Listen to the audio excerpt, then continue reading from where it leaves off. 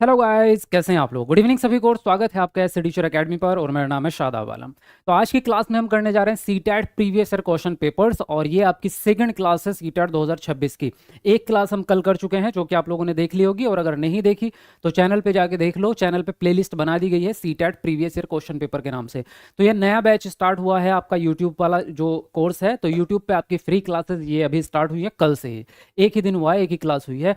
तो अब ये डेली आपकी शाम को 7 बजे ही चलेगी, तो अपना टाइम नोट कर लीजिएगा। डेली शाम 7 बजे इस चैनल पर आपको लाइव जुड़ना है। और अल्टरनेट डेज पे हम अल्टरनेट क्लासेस यानी कि सब्जेक्ट बदलते रहेंगे। जैसे कि आज हिंदी हो रही है तो 2-3 दिन हिंदी करेंगे, फिर 2-3 दिन हम सीडीपी करेंगे। उसी तरह से और भी सब्जेक्ट आपके आते रहेंगे। कंप्लीटली सारे सब्जेक्ट के सारे क्वेश्चंस आपको सॉल्व करवाए जाएंगे। इस सीरीज में हम 2011 से लेकर के 2025 तक के सारे पेपर सॉल्व करने वाले हैं। तो आपका एक भी प्रश्न छूटेगा नहीं। और उसके अलावा बाद में फिर आपको मॉक टेस्ट और प्रैक्टिस सेट भी करवाएंगे। और जो प्रश्न सॉल्व करेंगे वो पूरे के पूरे एक्सप्लेनेशन से कर रहे हैं, जैसे कि आपने कल की क्लास में देख लिया होगा। तो शुरू करते हैं। बेहतरीन जबरदस्त वाली तैयारी होगी आपकी, और साथ में जुड़े रहें। जो भी नए बच्चे हैं चैनल सब्सक्राइब कर लो, तभी आने वाली क्लासेस मिलेंगी। और ये आप सब लोग जानते हैं कि सबसे बड़ा रिजल्ट देने वाला दुनिया का पहला चैनल एस टीचर एकेडमी है। अभी तक का रिकॉर्ड है पिछले 3 सालों से, बल्कि उससे भी पहले हमने 2021 में भी सबसे बड़ा रिजल्ट दिया था पूरे भारत में। और पिछले 3 सालों से सबसे बड़ा रिजल्ट एस टीचर एकेडमी दे रहा है। यहाँ आप देख सकते हैं, मतलब परसेंटेज में अगर आप देखेंगे तो पूरे भारत का रिजल्ट 10 से 12-15% आता है, और हमारा यहाँ का जो रिजल्ट रहता है वो 88%, 98% इस तरह से रिजल्ट जाता है। तो सबसे बड़ा रिजल्ट आपको यहीं पे मिलता है, इसलिए इस चैनल को बिल्कुल भी मत छोड़ना। चैनल सब्सक्राइब करके बेल आइकन दबा लो और रेगुलर अपनी क्लासेस स्टार्ट कर दो। चलिए शुरू करते हैं। जो लोग जुड़ चुके हैं मुझे एक बार कमेंट कर दो कि आप तक क्लास एकदम प्रॉपर पहुंच रही है या नहीं। जी हाँ जी, गुड इवनिंग सभी को। गुड इवनिंग, वालेकुम अस्सलाम, नमस्ते, सत श्री अकाल। शुरू करें। चलिए एक बार लाइक कर दो जरा। जिसने नहीं किया कमेंट को नीचे करके एक बार लाइक कर दो। शुरू में ही लाइक कर दिया करो, है ना। जैसे ही क्लास स्टार्ट होती है तो शुरू में ही लाइक कर दिया करो। यूपीटेट पढ़ाइए। यूपीटेट पढ़ा तो रहे हैं। दिन में 4 बजे आपकी यूपीटेट की क्लास होती है, शाम को 7 बजे सीटेट की, ठीक है। चलिए शुरू करते हैं आज की इस क्लास को। और यहाँ पर आज का पहला प्रश्न आप लोगों के सामने आ चुका है। आज का पहला प्रश्न है, पठन के मुख्य उद्देश्यों में से एक है। क्या है भाई। पहला ऑप्शन है प्रवाह के साथ पढ़ना। दूसरा ऑप्शन है ऊंचे स्वर और स्पष्ट रूप से पठन। तीसरा ऑप्शन है पाठ्य सामग्री में से अर्थ निकालना। और फोर्थ ऑप्शन है पठन के समय विराम चिन्हों और स्तर शैली का प्रयोग करना। तो पहला आप अपना आंसर कमेंट बॉक्स में लिखेंगे, उसके बाद मैं आपको समझाऊंगा। चलिए फटाफट से अपना अपना आंसर कमेंट बॉक्स में लिखेंगे आप।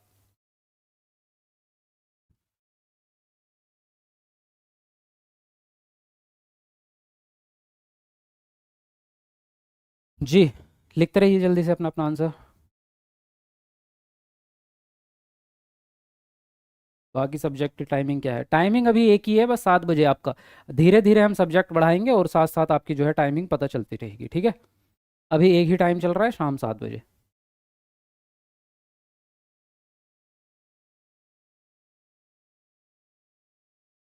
देखिए इसने बोला आपसे क्या, पठन के मुख्य उद्देश्यों में से क्या है, इनमें से एक क्या है ना।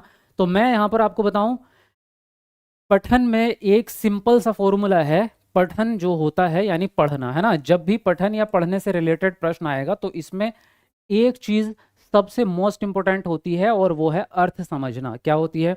अर्थ समझना, है ना। अगर आपको अर्थ समझ नहीं आ रहा, जैसे फॉर एग्जाम्पल आपके किताब में कोई चैप्टर है ना। आप डेली कोई ना कोई किताब पढ़ रहे हैं। उस किताब में कोई चैप्टर है और वो चैप्टर आपने पढ़ा लेकिन आपको समझ नहीं आया, तो वो पठन की श्रेणी में नहीं आएगा।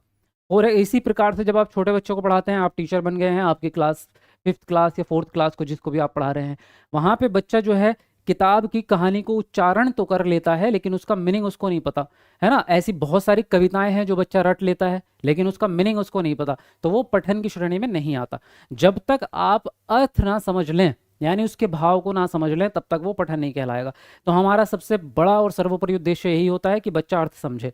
अब यहाँ पे अर्थ के पर्यायवाची जो भी होंगे वो भी पॉजिटिव कहलाएंगे। जैसे अर्थ हो गया, समझ हो गया, भाव हो गया, है ना। भाव को भी हम यही कहते हैं।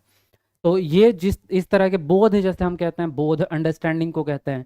तो ये वाले जो शब्द रहेंगे ये आपके पॉजिटिव टैगवर्ड कह सकते हो या मीनिंग कह सकते हो। पठन के प्रश्न में इनका बहुत बड़ा रोल रहेगा, या पठन का मीनिंग ही यही होता है। अब इस पूरे प्रश्न में आप ढूंढ लो जहां पे भी आपको आंसर मिले, बहुत आसानी से आपको आंसर मिल जाएगा अगर आप इस तरह से समझ करके चीज़ों को पढ़ेंगे, ठीक है। तो मैं आपको कॉन्सेप्ट भी बताऊंगा, ट्रिक्स भी बताऊंगा, सारी चीज़ें साथ साथ पढ़ा के चलूंगा। प्रवाह के साथ पढ़ना, प्रवाह यानी फ्लुएंसी, कि आप कितनी स्पीड में फ्लुएंसी में पढ़ रहे हैं, बिना अटके पढ़ना। बच्चा आपका किताब पढ़ता है बिना अटके पढ़ता है, लेकिन अगर उसको अर्थ नहीं पता तो वो पठन की श्रेणी में नहीं आएगा। ये सब सेकेंडरी चीज़ें हैं। तेज तेज बोल के आप पढ़ रहे हैं तो भी पठन नहीं है। पठन के समय आपको पता है कि विराम चिन्ह कहाँ है, कहाँ कहाँ कोमा है, कहाँ फुल स्टॉप है, फिर भी वो पठन में नहीं आएगा। पठन तभी होगा जब उसका मीनिंग भी पता चले आपको। समझ में आई बात? यस और नो एक बार कमेंट में जल्दी बोलो, यस और नो। ये प्रश्न आपको समझ में आया या नहीं, जल्दी लिखो। थैंक यू सर, मेरा पेपर क्लियर हो गया है आपकी क्लास से और गारंटी बैच से। Thank you so much all teachers को, thank you. Disha, Disha ji congratulation. Paper 2 है ये? नहीं, ये पेपर 2 और पेपर 1 दोनों की कॉम्बो क्लास है, क्योंकि आपकी पेडागोजी दोनों में सेम ही होती है। सारे सब्जेक्ट मतलब सारे टॉपिक भी सेम है, सिलेबस भी सेम है, सब चीज़ें सेम है। इसलिए पेडागोजी जो भी होगी, चाहे वो हिंदी पेडागोजी हो चाहे सीडीपी हो, सभी में कॉमन रहेगी, पेपर 1 और पेपर 2 दोनों के लिए, ठीक है। थैंक यू सर जी, आपकी वजह से सी टेट का फर्स्ट पेपर पास हो गया, बहुत बढ़िया बहुत बढ़िया। चलिए बढ़ेंगे आगे। अगला प्रश्न है, सार्वभौमिक व्याकरण पदावली नॉम चॉम्स्की द्वारा दी गई है, तो सार्वभौमिक व्याकरण होता क्या है? पहला ऑप्शन है सभी के द्वारा यानी सर्वत्र अनुसरित बुनियादी व्याकरण सिद्धांतों का समूह है और लोगों द्वारा आसानी से पहचाना जाता है। दूसरा ऑप्शन है सभी प्राकृतिक भाषाओं के लिए बुनियादी व्याकरणिक सिद्धांतों का समूह है। तीसरा ऑप्शन है सभी प्राकृतिक भाषाओं के लिए आधारभूत अग्रवर्ती व्याकरणिक सिद्धांतों का समूह है। और डी ऑप्शन है सार्वभौमिक रूप से मान्य कार्य अभ्यास है, जिन्हें समय के साथ व्याकरण के रूप में माना गया। बताइए, कमेंट करिए कौन सा ऑप्शन आपको सही लग रहा है। कोशिश सभी करेंगे आंसर देने की, है ना।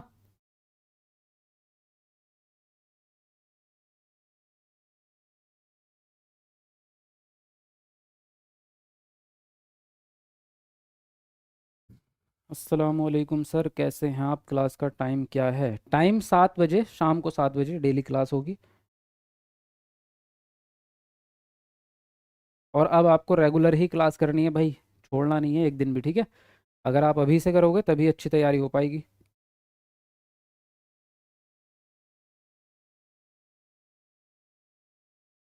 सर मेरा नहीं हो पाया, अन्नी कुमारी, कोई बात नहीं, देखो बहुत सारे बच्चों का नहीं हो पाता है ना कहीं कोई ना कोई कमी रह जाती है, तो इसीलिए अब हमने जल्दी तैयारी स्टार्ट कर दी है ताकि आप सब लोग नेक्स्ट सीटेट में पास हो जाएं।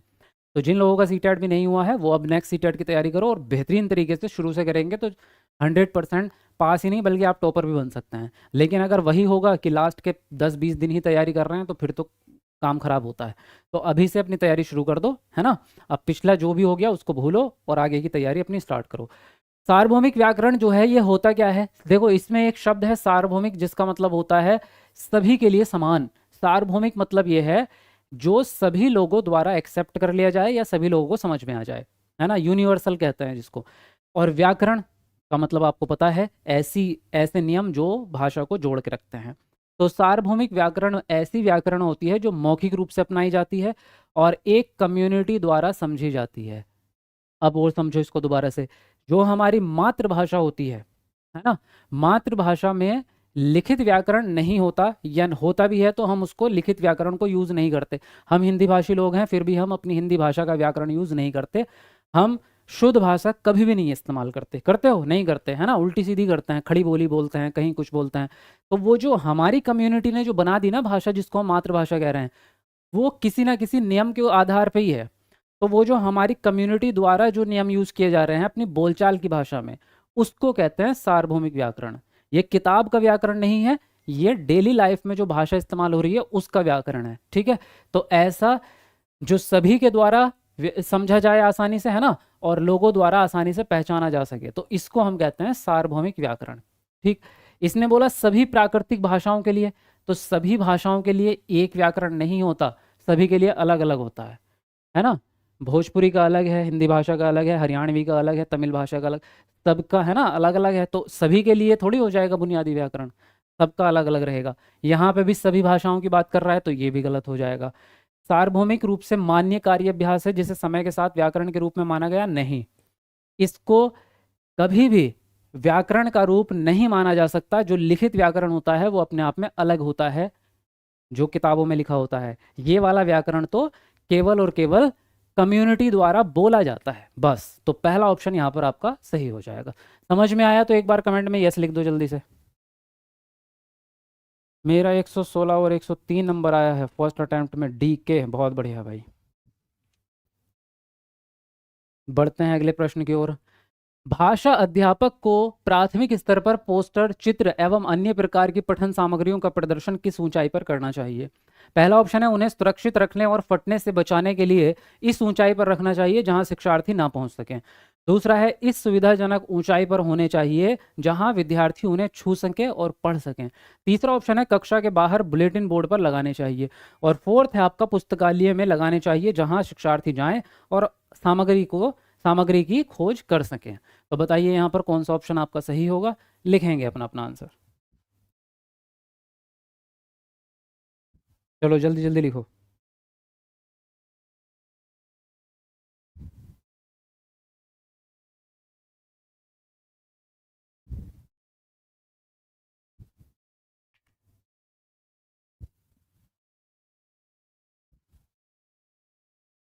आंसर कोशिश तभी करना भाई, है ना, चाहे गलत ही आंसर आए लेकिन आंसर देने की कोशिश ज़रूर करेंगे, क्योंकि अभी तो आपका लर्निंग टाइम है। तो आपको कोई ऐसा अगर गलत आंसर हो भी गया तो उसमें कोई शर्म की बात नहीं है, अभी सीखने का टाइम है। मीटअप कब है सर? आपने बोला था जो पास होगा उसके लिए मीटअप है। हाँ बिल्कुल, मीटअप आपका जल्दी ही करने वाले हैं हम, कुछ ही दिन के अंदर अंदर, एक हफ्ते के अंदर अंदर मीटअप रखेंगे। उसकी अपडेट मैं आपको कल दूंगा, ठीक है? सर मैं 26 साल से जॉब में हूँ और आप? मैं तो पूरा ही 26 साल का हूँ। तो मतलब कहने का ये है कि मैंने जॉब छोड़ दी है। मेरी जॉब जो है वो 3-4 साल पहले ही लग चुकी थी। 3 बार मैंने जॉब ली है। एक तो 69,000 वाली वैकेंसी में ली थी, एक डीएसएसबी में ली थी, एक केवीएस में ली थी। लेकिन अभी मैं सरकारी जॉब छोड़ चुका हूँ क्योंकि अब इतना बड़ा काम है तो जॉब वॉब तो मेरे बस का रहा नहीं है, इसलिए मैं अब जॉब नहीं करता, ठीक है? चलिए बढ़ेंगे आगे। इसने बोला भाषा अध्यापक को प्राथमिक स्तर पर पोस्टर और चित्र अन्य प्रकार की पठन सामग्री का प्रदर्शन किस ऊंचाई पर करना होगा भाई? पहला ऑप्शन है उन्हें सुरक्षित रखने और फटने से बचने के लिए इतनी ऊंचाई पर लगा दो जहां शिक्षार्थी पहुंच ही ना सके। भाई अगर शिक्षार्थी पहुंच ही नहीं पा रहे तो फिर वो किसके लिए लगाया है आपने? बात को समझो। अगर आपने इतनी ऊपर लगा दिया कि छत पे लगा दिया या छत की दीवार पे बिल्कुल छत से मिला के, तो बच्चा इतना छोटा होता है वो ऐसे देखेगा कि उसको झांक के और वहां से उसको दिखेगा भी नहीं ना, वो इसका इस्तेमाल कर पाएगा, है ना? तो ऐसा कोई फायदा नहीं है कि इतनी ऊंचाई पे आप लगा दें। इस सुविधाजनक ऊंचाई पर होना चाहिए जहां विद्यार्थी छू सकें और पढ़ सकें, ये आपके लिए सही तरीका है।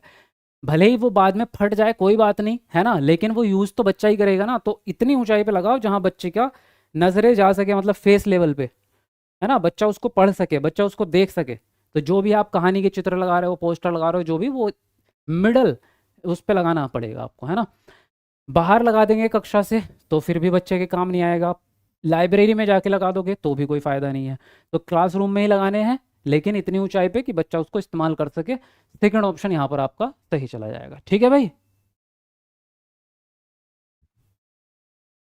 चलो अगले प्रश्न पे बढ़ेंगे। अगला प्रश्न है आपका, गीतिका बिहार में रहती थी, वह अपने पिता के साथ दिल्ली आई और आपकी कक्षा में पढ़ने लगी। वह मैथिली भाषा बोलती है, आप क्या करेंगे टीचर के रूप में, है ना? आपको हमेशा जब भी आप लिखा हुआ है तो यही समझना है कि एज अ टीचर आप क्या करेंगे। आपसे सवाल पूछा जा रहा है, आप टीचर बनने जा रहे हैं। उससे सहपाठियों के साथ घुलने मिलने के लिए कहेंगे और जब तक और अब तक जो काम कक्षा में हुआ है उसे जानने के लिए कहेंगे। दूसरा ऑप्शन कह रहा है आप उससे अनौपचारिक रूप से बात करेंगे, उसकी मैथिली भाषा को स्वीकृत करेंगे जिससे कि वह नई परिस्थिति में सहज महसूस कर सके। तीसरा ऑप्शन है आप उससे विद्यालय की माध्यम भाषा हिंदी में बात करेंगे जिससे कि वह जल्दी से जल्दी हिंदी सीख ले। और फोर्थ ऑप्शन है आप उसे हिंदी लेखन के बहुत से अभ्यास कार्य देंगे क्योंकि उसे हिंदी सीखनी है। बताओ भाई कौन सा ऑप्शन सही लग रहा है? कमेंट में सब लोग लिखेंगे अपना अपना आंसर।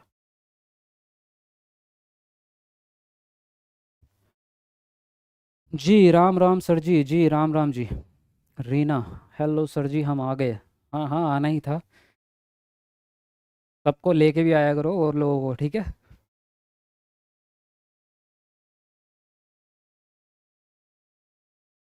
चलो जल्दी लिखते रहो अपना अपना आंसर और वीडियो को लाइक तो करते रहो। अभी लाइक सबने नहीं किया भाई, आधे बच्चों ने लाइक किया है सिर्फ।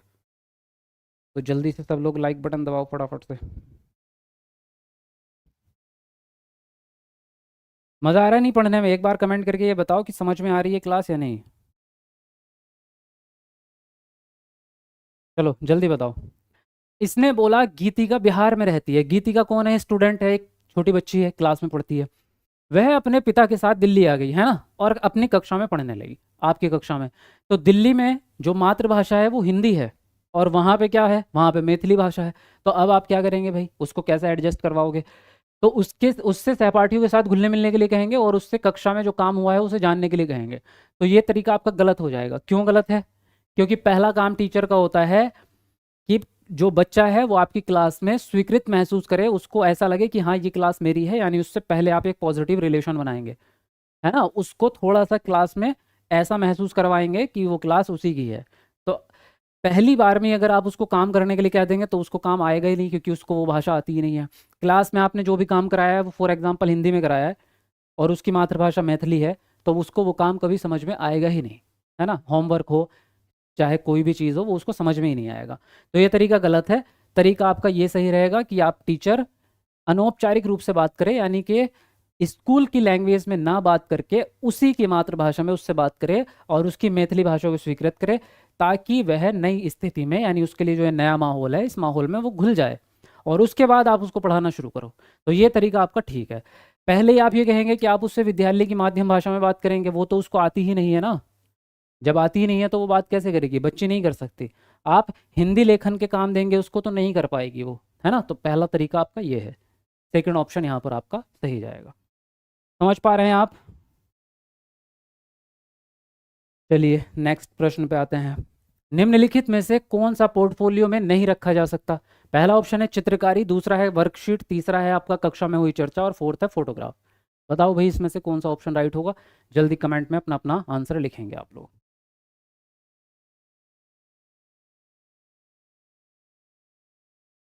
चलो 500 लाइक हमारे होने वाले हैं, तो जल्दी जल्दी करेंगे पूरे।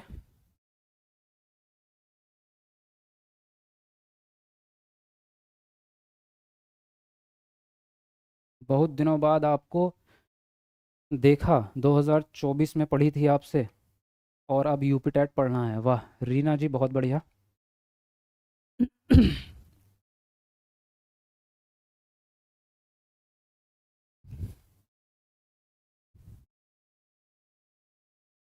देखिए इसने बोला निम्नलिखित में से कौन सा पोर्टफोलियो में नहीं रखा जा सकता। तो आपको पता है कि पोर्टफोलियो क्या होता है? किस किस को पता है? जरा कमेंट करो एक बार। पोर्टफोलियो क्या होता है, क्या आपको पता है? एक बार कमेंट में जरा लिखिए। आंसर भी आपके वैसे तो ठीक ठाक आ रहे हैं। पेपर 1 पेपर 2 दोनों के लिए है। हाँ दोनों के लिए है, ये क्लास आपके दोनों के लिए है। अब मैं आपको बता देता हूँ। देखो पोर्टफोलियो एक तरह की फाइल होती है, एक रजिस्टर या फाइल कह लो, और उस फाइल में बच्चे के सारे रिकॉर्ड रखे जाते हैं। जैसे बच्चे से आप कोई होमवर्क करवाते हैं, वो वर्कशीट आपने उसमें रख ली। बच्चे से आपने कोई पेपर सॉल्व करवाया है ना, क्वेश्चन पेपर दिया, बच्चे ने सॉल्व किया, वो आपने उसमें रख लिया। बच्चे के बारे में और कोई डिटेल है, वो रख लिया। बच्चे ने कोई ड्राइंग बनाई है, वो भी रख लिया। यानी उस फाइल में बच्चे का पूरे साल का रिकॉर्ड रखा जाता है। क्यों रखते हैं उस रिकॉर्ड को? ताकि ज़रूरत पड़ने पर जब बच्चे का फीडबैक आपको देखना हो, तो आप उस पोर्टफोलियो में देख सकते हैं कि बच्चे में कितनी प्रगति हो रही है, कितनी चीज़ें सीख रहा है बच्चा, है ना। उसलिए रखा जाता है वो। तो अगर यहाँ पे हम देखेंगे तो बच्चे ने अगर कोई चित्रकारी की है, उसको भी रख सकते हैं। बच्चे ने कोई काम किया है, उसकी वर्कशीट है, उसको भी रख सकते हैं। बच्चे का फोटोग्राफ भी रख सकते हैं। लेकिन जो चर्चा है वो आप किसी रजिस्टर में या फाइल में नहीं रख सकते, क्योंकि ये तो मौखिक रूप से हुई है। अब आवाज़ को थोड़ा रजिस्टर में बंद कर दोगे आप। मोबाइल में कर सकते हो, लेकिन पोर्टफोलियो में नहीं कर सकते, है ना। बच्चे के साथ आप क्लास में कोई भी डिस्कशन कर रहे हैं, तो उसको आप उस रजिस्टर में कैद थोड़ी कर सकते हो। समझ गए बात? तो इसीलिए ये आंसर आपका राइट जाएगा, इसको पोर्टफोलियो में नहीं रख सकते आप। समझे? हाँ। चलो नेक्स्ट है आपका, एक अच्छे खालिस्तान में सभी वाक्य मुख्य विचार बिंदु को उभारने में मिलकर कार्य करते हैं। तो खालिस्तान में क्या आएगा भाई? अनुच्छेद, प्रारूप, पैराफ्रेज या संपादन। बताओ जरा कौन सा ऑप्शन इनमें से सही लग रहा है आपको?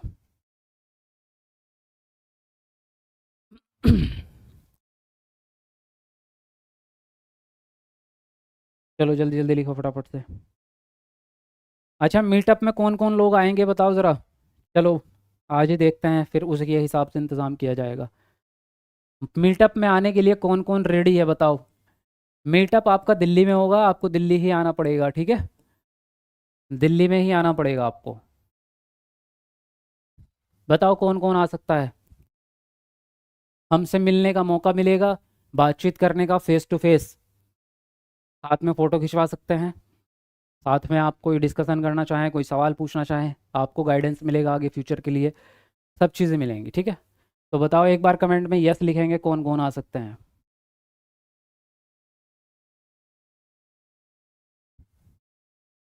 बुशताज सर रेडी। पैराफ्रेज का क्या मतलब होता है सर, वो बाद में बताऊंगा ना, पहले आंसर तो दे दो, पहले आपको बता दूं, अभी बताऊंगा, पहले आंसर दो। मैं, अच्छा, हम सर मेरा सीटेट क्लियर नहीं हुआ, कोई बात नहीं, नहीं हुआ तब भी आप आ सकते हैं। गिफ्ट बताओ कैसे क्या मिलेगा तब बताएंगे। गिफ्ट आने के बाद ही मिलेगा, है ना, कैसे मिलेगा उसके लिए आपको आना पड़ेगा और तब आपको गिफ्ट मिलेगा। Yes sir, yes sir. Fail वाले भी जा रहे हैं, हाँ फेल वाले भी आ सकते हैं, कोई दिक्कत नहीं है, आपको आगे के लिए गाइडेंस देंगे कि आप आगे क्या कर सकते हैं, है ना। लेकिन उसके लिए आपको जो है रजिस्टर करना पड़ेगा, अपना नाम नंबर, है ना, आपको जो हमारे हेल्पलाइन नंबर है यहाँ व्हाट्सअप या कॉल करके अपना नाम लिखाना पड़ेगा। जिन लोगों का नाम हमारे पास लिखा रहेगा वही लोग एंटर कर पाएंगे वहाँ पर, है ना, मीटअप में। तो आने से पहले आपको बताना पड़ेगा कौन कौन आ रहा है, ताकि हम उसी हिसाब से इंतज़ाम कर सकें। फॉर एग्ज़ाम्पल हमने 500 लोगों का बैठने का इंतज़ाम किया और 1000 आ गए, तो हम कहाँ बिठाएंगे उनको। तो हमें पहले ही पता होना चाहिए कितने लोग आ रहे हैं, है ना, तो जितने लोग आएंगे उसी के हिसाब से प्रबंध किया जाएगा, उनके खाने का भी प्रबंध होगा, ठीक है। गिफ्ट मिलेगा ना, गिफ्ट मिलेगा बिल्कुल, क्यों नहीं मिलेगा, गिफ्ट तो पक्का मिलेगा। अप्रैल के बाद सर, नहीं नहीं नहीं नहीं नहीं, ये नहीं, ये तो मैं डिसाइड करूंगा ना कि कब होगा, आप थोड़ी करेंगे डिसाइड। अभी 2 अप्रैल आज है, आप ये मान के चलो 10 अप्रैल से पहले पहले हम मीटअप करेंगे, 10 अप्रैल से पहले पहले आप रेडी रहो, ठीक है।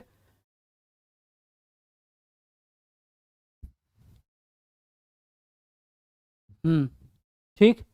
कहाँ आना है मैं अभी, चलो ठीक है। ये बात हो गई है, पहले हम आ जाते हैं अपने क्वेश्चंस पर, इसके लिए मैं आपकी अलग से वीडियो बनाऊंगा, उसमें सारी डिटेल रहेगी।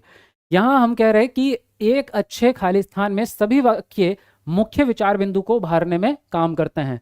अनुच्छेद में, अनुच्छेद का क्या मतलब होता है, अनुच्छेद होता है एक पैराग्राफ या एक पूरा रिटर्न सामग्री या एक पत्र, है ना, या एक आपके द्वारा लिखी गई कोई टिप्पणी। तो आपने कोई टिप्पणी या कोई 10 लाइनें 20 लाइनें आपने लिखी हैं, आपसे कहा मैंने कि कुछ लिखना है, तो ये अपने 20 लाइनें लिखी, एक पैराग्राफ लिखा, तो वो पूरा पैराग्राफ जो है वो एक टॉपिक पे आधारित होगा, यानी एक विचार पर आधारित होगा। तो उसके अंदर आप चाहे 5 वाक्य लिखो, चाहे 10 वाक्य, चाहे 20 वाक्य, जितने भी आपने वाक्य लिखे हैं वो सारे वाक्य मिलके एक ही विचार को दर्शा रहे होंगे। समझ में आ रही है बात। जैसे मैं आपसे कहूं कि दहेज प्रथा पर एक पैराग्राफ लिखो, तो आप पैराग्राफ में चाहे 20 लाइनें लिखो, 25 लाइनें लिखो या 30 लाइन ले, वो 30 के 30 वाक्य एक ही विचार को प्रदर्शित करेंगे, दहेज प्रथा, है ना। तो इसलिए अनुच्छेद में सभी वाक्य मिलके एक ही विचार बिंदु को दर्शाते हैं। अब बाकी चीजें क्या है वो बता देता हूं। प्रारूप का मतलब होता है तरीका, किस तरह से आप लिखेंगे, कि उसमें हेडिंग भी बनाओगे या फिर उसमें पहले विषय लिखोगे, फिर प्रस्तावना लिखोगे, या फिर उसके बाद में एक्सप्लेनेशन लिखोगे। तो वो जो एक तरीका होता है, पैटर्न होता है लिखने का, उसको प्रारूप कहते हैं। अब पैराफ्रेज क्या है, पैराफ्रेज होता है मौखिक रूप से, जब आप कोई चीज पढ़ने के बाद या कोई फिल्म देखने के बाद या कोई वीडियो देखने के बाद अपने दोस्त को वही सेम चीज़ एक्सप्लेन करते हैं, तो उसको पैराफ्रेजिंग कहा जाता है। जैसे आप कोई मूवी देख के आए हो और फिर आपके दोस्त ने बोला कि कैसी लगी मूवी, तो आप उसकी स्टोरी सुनाने लग गए उसको, कि भाई मूवी में जो हीरो था ना वो तो इतनी लड़ाई कर रहा था, भाई तुम्हें पता है वहाँ मतलब युद्ध चल रहे थे और उस मूवी में इतना बढ़िया म्यूजिक था। आप जो सुना रहे हो ना अब अपने शब्दों में, अपने शब्दों में सुनाने को ही पैराफ्रेजिंग कहा जाता है, ठीक। आगे बढ़ो। संपादन का मतलब होता है एडिट करना, और एडिट तो सबको पता है, आप रील्स एडिट करते ही होंगे डेली, है ना, फोटो भी एडिट करते होंगे फिल्टर लगा लगा के। तो एडिटिंग होती है संपादन। जब आपने कोई चीज़ लिखी है पैराग्राफ, अगर आपको लगता है इसमें कोई कमी रह गई है तो आप उसको ठीक करते हैं, यानी एडिट करते हैं, उसको संपादन कहते हैं। अब आपका आंसर पहला राइट हो गया, बाकी चीज़ें समझ में आई या नहीं ये बताओ, जल्दी बोलो। मज़ा आ रहा पढ़ने में या नहीं आ रहा? देख लो, इतनी डिटेल में सीखने को नहीं मिलेगा आपको कहीं और। लाइक करो सभी लोग, बिल्कुल सभी लोग लाइक करो भाई। नेक्स्ट है आपका, पठन का कौन सा तरीका पंक्ति दर पंक्ति से संकेत देता है? विस्तृत पठन, सस्वर पठन, गहन पठन या निर्देशित पठन? बताओ कौन सा ऑप्शन सही होगा। चलो लिखो जल्दी से अपना अपना आंसर।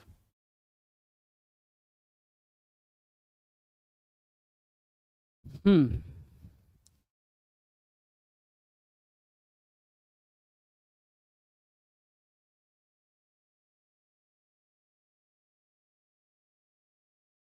सर मैंने केवीएस दे दिया मेंस। आप बहुत अच्छा पढ़ाते हैं, मुझे सिर्फ आपकी क्लासेस ही समझ में आती हैं। एक हफ्ते से सर्च कर रही थी, आज मिले हैं आप। अच्छा, तो आपसे चैनल ही खो गया आपका। कोई बात नहीं, मिल गए, ये अच्छी बात है। चलो जल्दी लिखो अपना अपना आंसर।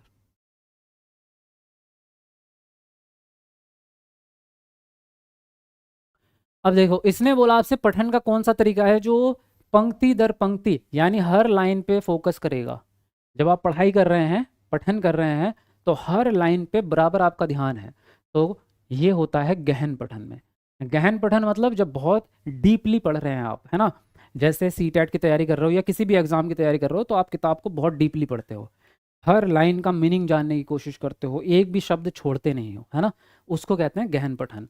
लेकिन जब आप विस्तृत पठन करते हैं, तो यहाँ आप सारे शब्दों को नहीं पढ़ते, आप ऐसे नज़र डाल के भी छोड़ देते हैं। कई बार आपको कहानी समझ में आ गई ना, तो आप पन्ना पलट देते हैं, हर शब्द पे बहुत गहराई से आप नहीं पढ़ते। सस्वर पठन का मतलब होता है जोर जोर से बोल बोल कर पढ़ना, है ना। जैसे आप स्टूडेंट्स से पढ़वाते हैं क्लास में, बच्चे को खड़ा करके कहते हैं ना चलो किताब पढ़ो, तो बच्चा खड़े होकर किताब पढ़ने लगता है बोल बोल के, उसको कहते हैं सस्वर पठन। निर्देशित पठन का मतलब होता है कि टीचर जो बताएगा वही पढ़ना है, मतलब डायरेक्टेड, कि टीचर ने कहा है कि ये काम करना है तो वही करेगा वो, तो निर्देश के द्वारा कर रहा है वो। तो आंसर जो राइट हो गया आपका सी ऑप्शन हो गया। अगला प्रश्न क्या कहता है भाई, कक्षा में मुद्रित समृद्ध परिवेश को किस रूप में वर्णित किया जा सकता है? पहला ऑप्शन है एक खेल कक्ष के रूप में जिसमें कई झुंझुने व खिलौने हैं। दूसरा ऑप्शन है कक्षा में पठन कोना। तीसरा है आपका कक्षा में प्रदर्शित बच्चों का कार्य, चार्ट, पोस्टर, कविताएं आदि। और डी ऑप्शन है कक्षा में ऐसा स्थान जहां विद्यार्थियों की कॉपियां, कक्षा प्रदत्त कार्य और गृह कार्य रखा जा सके। बताइए कौन सा ऑप्शन सही लग रहा है, कमेंट में लिख के बताइए। हाँ,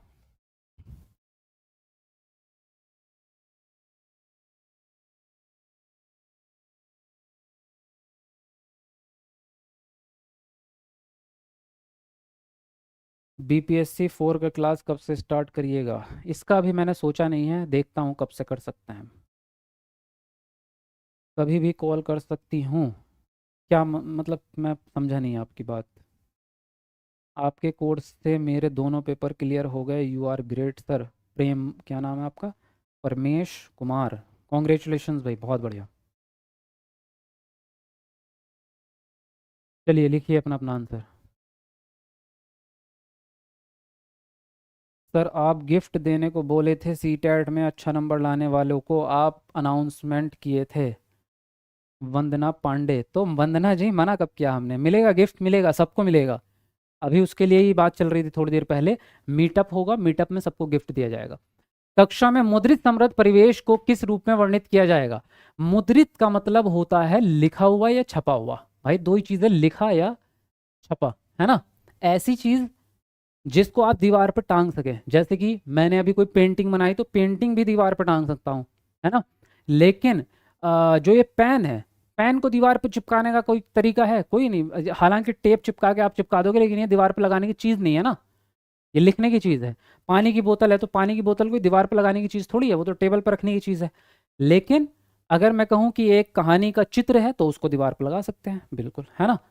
तो ऐसी चीज़ें जो दीवार पे चिपका सकते हो और वो उनको देख के बच्चा कुछ सीखेगा, वो मुद्रित होती हैं। अब देखिए, खेल कक्ष में खेल कक्ष के रूप में झुंझुने और खिलौने, तो खिलौने कोई दीवार पे लगाने की चीज़ तो नहीं है ना, टांगने की चीज़ नहीं है। कक्षा में पठन कोना, तो पठन कोने में आपकी बहुत सारी चीज़ें हो सकती हैं। पठन कोने में किताबें हो सकती हैं, और किताबों को आप दीवार पे नहीं लगाते, तो पठन कोने में सारी चीज़ें मुद्रित में नहीं आएंगी। कक्षा में प्रदर्शित बच्चों के कार्य, चार्ट, पोस्टर, कविताएं, ये आपकी सारी की सारी प्रदर्शित हैं और इन सब को आप दीवार पे लगा सकते हैं। तो यही आंसर आपका सही जाएगा। कक्षा में ऐसा स्थान है जहां विद्यार्थियों की कॉपियां, कक्षा प्रदत्त कार्य और गृह कार्य रखा जा सके। तो बच्चों की कॉपियां जो होती हैं वो आप किसी दीवार पे थोड़ी लगाते हो, वो तो किसी लाइब्रेरी में या आप अलमारी में या टेबल के ऊपर रखते हैं। तो ये भी आपका मुद्रित में नहीं आएगा। समझ में आई? मुद्रित का मतलब समझ में आ गया ना? तो यहाँ आंसर राइट होगा आपका सी ऑप्शन। क्लियर? टाइमिंग आपकी डेली की वही है, 7 बजे। ठीक है, हम रोज शाम को 7 बजे लाइव क्लास करेंगे, सभी लोग अपना टाइम नोट कर लो।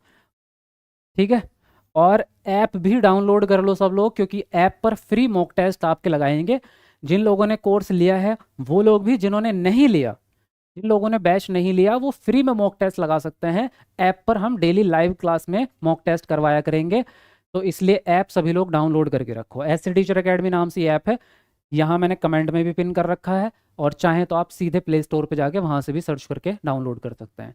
वहाँ जो मॉक टेस्ट होंगे वो प्रीमियम क्वालिटी के होंगे, इसलिए वो यूट्यूब पे नहीं होंगे, ऐप में होंगे, लेकिन वो फ्री रहेंगे आपके मॉक टेस्ट सिर्फ, है ना। बैच आपका पेड रहेगा लेकिन मॉक टेस्ट फ्री रहेंगे। चलिए, भाषा अधिगम में संदर्भ बहुत महत्वपूर्ण भूमिका निभाता है, क्योंकि ये विद्यार्थियों को, पहला ऑप्शन है व्याकरणिक नियम सीखने में मदद करता है, दूसरा ऑप्शन है किसी शब्द विशेष का अर्थ समझने में मदद करता है, तीसरा ऑप्शन है पाठ्य पुस्तक के पठन में मदद करता है, फोर्थ है कविता और कल्पनापरक कहानियां लिखने में मदद करता है। बताइए इनमें से कौन सा ऑप्शन आपका सही होगा? लिखेंगे सब लोग अपना आंसर।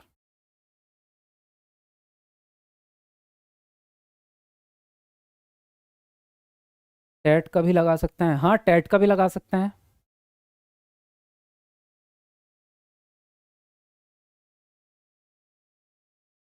और सभी टैट अवेलेबल हैं आपके, सभी राज्यों के अलग अलग टैट हमने स्टार्ट कर दिए हैं।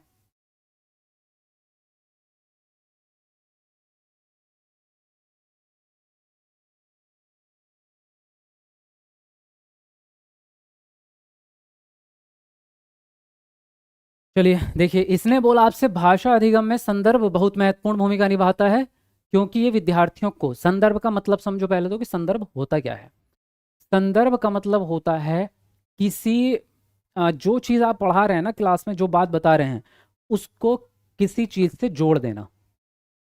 फिर से समझो, जैसे मैं अभी कोई बच्चों को जो है पानी के बारे में कुछ पाठ पढ़ा रहा हूँ, एक चैप्टर है पानी के बारे में, तो संदर्भ का मतलब ये रहेगा कि मैं बच्चों को जब पाठ पढ़ाना शुरू करूँ तो उससे पहले मैं उनसे ये बातें करूँ कि बच्चों बताओ घर में पानी इस्तेमाल करते हो? बच्चे कहेंगे हाँ हाँ हाँ हाँ करते हैं। बताओ सुबह आप सब ने पानी कैसे इस्तेमाल किया? तो कोई बच्चा बोलेगा मैंने पानी पिया था, कोई कहेगा मैं तो पानी से नहाया था, कोई कहेगा कि हमने जो है अपने पौधों में पानी डाला था। तो बच्चों की डेली लाइफ से वो चीज़ कनेक्ट हो गई। तो कनेक्ट करने को ही रेफरेंस या संदर्भ कहा जाता है।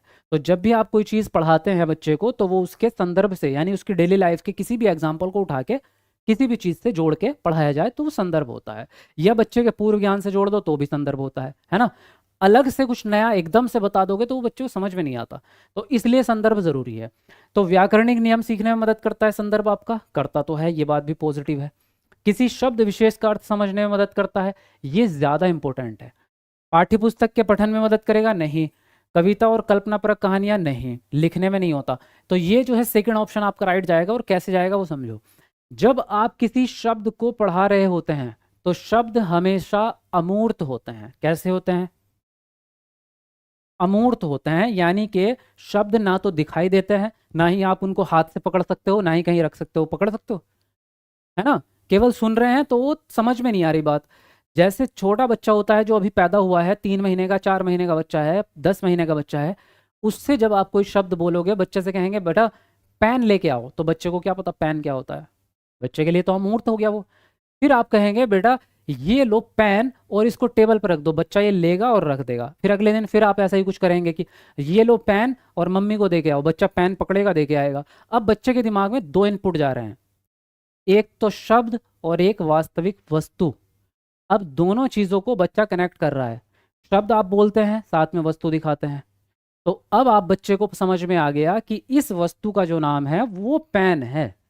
तो इसी को संदर्भ कहते हैं कि अमूर्त चीज को किसी वास्तविक या मूर्त चीज से कनेक्ट कर देना। तो ये जो मूर्त चीज है ना, यही संदर्भ है। बोलो क्लियर हुई बात या नहीं हुई? जल्दी बोलो, कमेंट में एक बार यस लिख दो। स्पीड बढ़ाइए सर। बेटा स्पीड नहीं बढ़ा सकते क्योंकि ये नई क्लासेस हैं, बेसिक वाले बच्चे हैं, शुरू से ही पढ़ाना पड़ रहा है। अगर मैं डीपली नहीं समझाऊंगा ये चीज़ें तो फिर ज़िंदगी में कोई नहीं समझा पाएगा आपको। इसीलिए अभी समय है, पढ़ लो। वरना तो इतने अच्छे से एक एक शब्द का मीनिंग ढूंढने से भी नहीं मिलेगा, पूरे यूट्यूब पर ढूंढ लो। तो इसलिए स्पीड बढ़ाने को मत बोलो, आराम से पढ़ते रहो, ठीक है ना। कौन कौन चाह रहा है स्पीड बढ़ाना बताइए ज़रा। और कौन कौन चाह रहा है जो ठीक ठाक चलता रहे ऐसे ही। तो जो लोग चाहते हैं ऐसा ही चलता रहे तो वो लिख दो यस, या फिर लिख दो सेम। और जो चाहते हैं स्पीड बढ़ाना है तो स्पीड लिख दो। बताओ क्या चाहते हो, समझ के पढ़ना है या स्पीड में पढ़ना है, क्या चाह रहे हो। अगला प्रश्न है, भाषा के बुनियादी वर्षों में पढ़ाई का माध्यम बच्चों की मातृभाषा होनी चाहिए क्योंकि। पहला ऑप्शन है यह दूसरे विषयों को समझने में मदद करता है। दूसरा ऑप्शन है अध्यापक के लिए बच्चों की भाषा में अवधारणाएं समझाना आसान है क्योंकि सभी अध्यापक बहुभाषी हैं। तीसरा ऑप्शन है विद्यालय में मातृभाषा में पढ़ाना महत्वपूर्ण नहीं है क्योंकि पढ़ाई के दूसरे माध्यमों पर ध्यान देना चाहिए। फोर्थ है इससे कक्षा को बहुभाषी बनाने में मदद मिलती है और विद्यार्थियों को कक्षा में प्रयोग की जा रही सभी भाषाओं में निपुणता प्राप्त करने में मदद की जा सकती है। चलिए कमेंट में अपना आंसर लिखिए। समझ के पढ़ना है, सेम। तो फिर ठीक है, समझ के पढ़ना मुझे लगता है सही डिसीजन है क्योंकि स्पीड तो बाद में भी कर लोगे, पहले समझ लो बात को।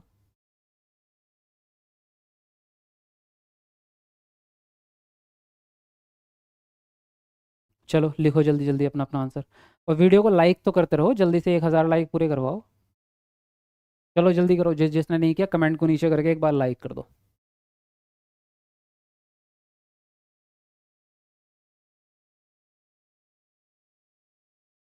अभी से सीखोगे ना तो बहुत ज़बरदस्त आप लेवल भी अप जाएगा, नंबर बढ़े आएंगे। भाषा के बुनियादी वर्षों में, बुनियादी वर्ष मतलब वही होते हैं जन्म से लेके 6 साल तक के बुनियादी वर्ष कहलाते हैं। तो पढ़ाई का माध्यम बच्चों की मातृभाषा होना चाहिए क्योंकि, यानी बच्चा आपकी पहली कक्षा में आया है अभी, तो जब बच्चा पहली दूसरी तीसरी या पांचवी कक्षा में भी है तो पांचवी कक्षा भी वही होती है। तो बच्चा भी जब छोटी क्लासेस में है तो उसको हम ये कह रहे हैं कि हमेशा मातृभाषा में ही पढ़ाओ, मीडियम मातृभाषा रखो। यह दूसरे विषयों को समझने में मदद करता है, सही बात है, ये भी पॉजिटिव है। अध्यापक के लिए बच्चों को बच्चों की भाषा में अवधारणाएं समझाना आसान है क्योंकि सभी अध्यापक बहुभाषी हैं। ये पॉइंट आपका गलत है। ऐसा नहीं कि अध्यापक के लिए आसान है तो वही काम आप करेंगे, नहीं। आपको वो काम करना है जो बच्चों के लिए आसानी बढ़ाए, टीचर के लिए नहीं। और दूसरा पॉइंट, सारे टीचर बहुभाषी नहीं होते। ज़रूरी थोड़ी है कि टीचर को सारी भाषाएं आती हों। टीचर को कई बार सीखनी पड़ती हैं भाषाएं, जहां उसकी ज्वाइनिंग हो जाएगी। फॉर एग्जांपल आपकी तमिलनाडु में ज्वाइनिंग हो गई तो आपको तमिल भाषा सीखनी पड़ेगी, चाहे आपको आती हो या ना आती हो, सीखनी पड़ेगी भाई, तभी पढ़ा पाओगे बच्चों को। विद्यालय में मातृभाषा में पढ़ाना महत्वपूर्ण नहीं है, ये तो पूरी बात गलत बोल दी इसने। इससे कक्षा को बहुभाषी बनाने में मदद मिलेगी, ठीक है, लेकिन अगला पॉइंट जो इसने बोला वो बहुत बेकार बोला है कि कक्षा में प्रयोग की जा रही सभी भाषाओं में निपुणता प्राप्त कर लेगा बच्चा। बच्चा सभी भाषाओं में निपुणता प्राप्त नहीं कर सकता।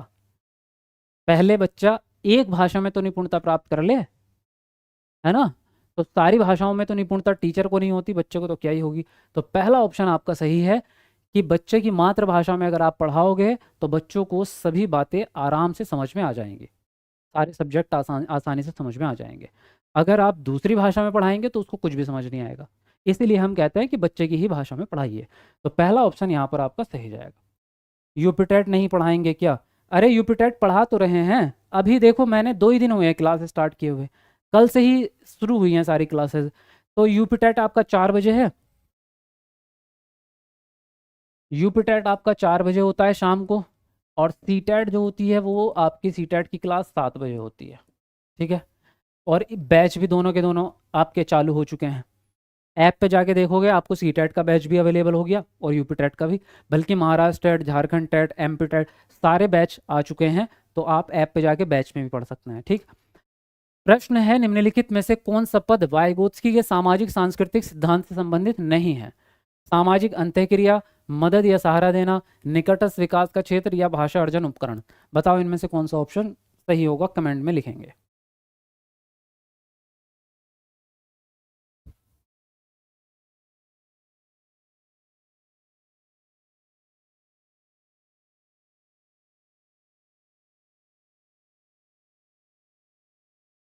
चलो हमारे 700 लाइक में एक लाइक बचा है भाई, लास्ट कौन पूरा करेगा जल्दी बताओ। एक लाइक बचा है, जल्दी कमेंट को नीचे करके एक बार लाइक कर दो, किसने नहीं किया बताओ।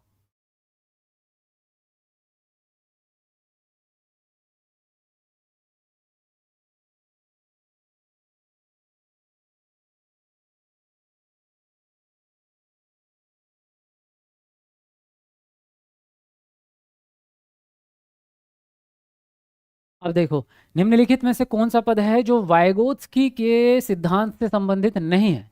वाइगोत्स्की का सिद्धांत है सामाजिक सांस्कृतिक विकास का सिद्धांत, जो कि आप सीडीपी में पढ़ेंगे। ये हिंदी में नहीं आता, लेकिन इसके सवाल हिंदी में जरूर आ जाते हैं। वाइगोत्स्की कहाँ पढ़ेंगे, सीडीपी में। लेकिन यहाँ बता देता हूँ मैं आपको, वाइगोत्स्की का कहना ये है कि हमेशा बच्चा जितनी भी चीज़ें सीखता है वो समाज से मिल के ही सीखेगा। समाज के बिना बच्चा कोई भी विकास प्राप्त नहीं कर सकता, कोई भी चीज़ सीख नहीं सकता। तो पहली चीज़ तो सामाजिक अंतःक्रिया इनके सिद्धांत में आती ही आती है। फिर मदद देना यानी सहारा देना, जिसको हम कहते हैं पाड़। ये शब्द आपने जरूर सुना होगा अगर आप सीटेट की तैयारी कर रहे हैं। तो पाड़ क्या होता है, बच्चे को मदद देना टीचर के द्वारा या किसी भी बड़े व्यक्ति द्वारा। जब बच्चा कोई काम कर रहा है तो उसको मदद देते हैं, ये भी इनके सिद्धांत में आ जाता है। निकटस्थ विकास का क्षेत्र यानी जितना बच्चे को आता है उससे अगला चरण जो होता है, जो सिखाना है, वो निकटस्थ विकास का क्षेत्र होता है, ये भी इनके सिद्धांत में आ जाता है। लेकिन भाषा अर्जन उपकरण जो है वो वाइगोत्स्की के सिद्धांत में नहीं आता, बल्कि चॉम्स्की के सिद्धांत में या चॉम्स्की द्वारा कहा गया है। ये कॉन्सेप्ट जो है किसने दिया है, चॉम्स्की ने। लिख लो इसको, अपने रजिस्टर पर लिखते रहा करो जो भी इंपॉर्टेंट बातें आती हैं, ताकि आप रिवाइज अच्छे से कर सकें। तो भाषा अर्जन उपकरण की संकल्पना चॉम्स्की ने दी है। डी ऑप्शन यहाँ पर आपका सही जाएगा। अगला प्रश्न क्या कह रहा है, ध्वनिग्रामिक यानी स्वनिम जागरूकता किससे संबंधित है। पहला ऑप्शन है ध्वनिग्राम और चित्रग्राम के मध्य संबंध स्थापित करने की योग्यता। दूसरा है बोले जा रहे शब्दों में स्वनिम को पहचानने और प्रयोग करने की योग्यता। तीसरा ऑप्शन है सटीकता और प्रवाह के साथ शब्दों को पढ़ना। और डी ऑप्शन है सही वर्तनी के साथ लिखना। बताइए कौन सा ऑप्शन सही होगा, लिखिए कमेंट में लिखिए।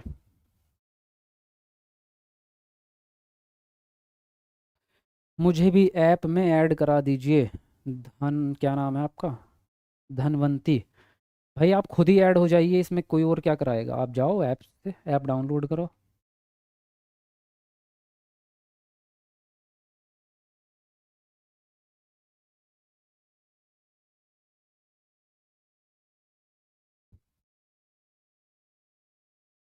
बहुत अच्छे, लिखते रहो अपना अपना आंसर सब लोग।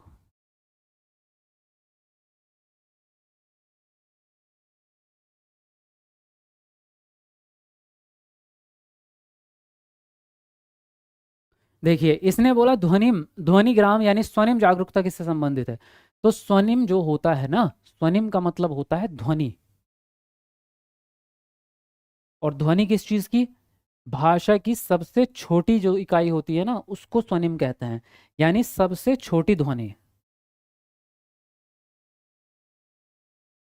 जैसे फॉर एग्जाम्पल ये एक शब्द है पानी, तो इसकी भी अपनी एक ध्वनि है ना, पानी। अपनी एक आवाज़ है ना, आवाज़ ही तो सुनते हैं आप, तभी तो शब्द समझ में आता है। लेकिन ये पूरी जो आवाज़ है वो स्वनिम नहीं कहलाएगी, बल्कि इसको तोड़ो, सबसे छोटा अक्षर क्या आएगा इसमें, ये है फॉर एग्जाम्पल। तो क्या ये स्वनिम है, नहीं, ये भी टूटेगा भी। इसमें भी एक पा आएगा हलंत वाला, और प्लस में एक आ है, तब जाके ये पा बनता है। तो ये है सबसे छोटी ध्वनि, इसी को क्या कहा जाएगा, स्वनिम कहा जाएगा। भाषा की सबसे छोटी ध्वनि को स्वनिम कहा जाता है। अब स्वनिम समझ में आ गया। स्वनिम जागरूकता क्या है, यानी स्वनिम के बारे में पता चल जाना। जब बच्चे को स्वनिम के बारे में यानी ध्वनियों का ज्ञान होने लग जाए, तो इसका मतलब क्या हो गया कि स्वनिम जागरूकता आ रही है बच्चे में। यानी कि जो लिखित में शब्द लिखा हुआ है उसकी ध्वनि क्या है, जब ये दोनों के में संबंध समझ में आने लग जाए तो उसको क्या कहेंगे, तो कि स्वनिम जागरूकता आ गई बच्चे में। यानी कि ध्वनिग्राम में और चित्रग्राम में अगर संबंध पता चलने लग जाए तो इसी को हम क्या कहेंगे, स्वनिम जागरूकता कहेंगे। समझ में आया कि नहीं, बोलो जल्दी, यस लिखो। बोले जा रहे शब्दों में स्वनिम को पहचानना है, नहीं शब्दों की तो बात ही नहीं कर रहे ना हम। सबसे छोटी इकाई, शब्द तो बड़े हो गए ना। सटीकता से आप पढ़ रहे हैं वो भी शब्दों को, तो ये भी हाई लेवल की बात हो गई अभी, है ना। सही वर्तनी यानी उच्चारण भी सही सही बोल रहे हैं आप, बिल्कुल एकदम शुद्ध शब्द बोल रहे हैं, तो ये भी अपर लेवल की बात होगी। जागरूकता तो सबसे शुरू में होगी जब बच्चा बिल्कुल पढ़ना स्टार्ट कर रहा है, छोटा बच्चा। तो यहाँ पर पहला ऑप्शन आपका सही जाएगा। क्लियर?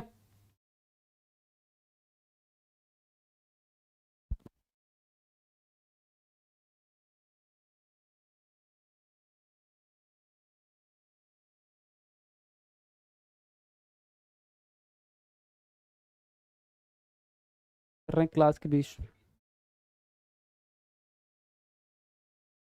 अरे क्लास के बीच में कैसे बात करूं भाई? किसने कॉल कर दिया भाई ये क्लास के बीच में? लाइव भी होंगे, मुझे पक्का पता है। ठीक है, लाओ। हाँ जी, हेलो। जी, शादाब सर बात।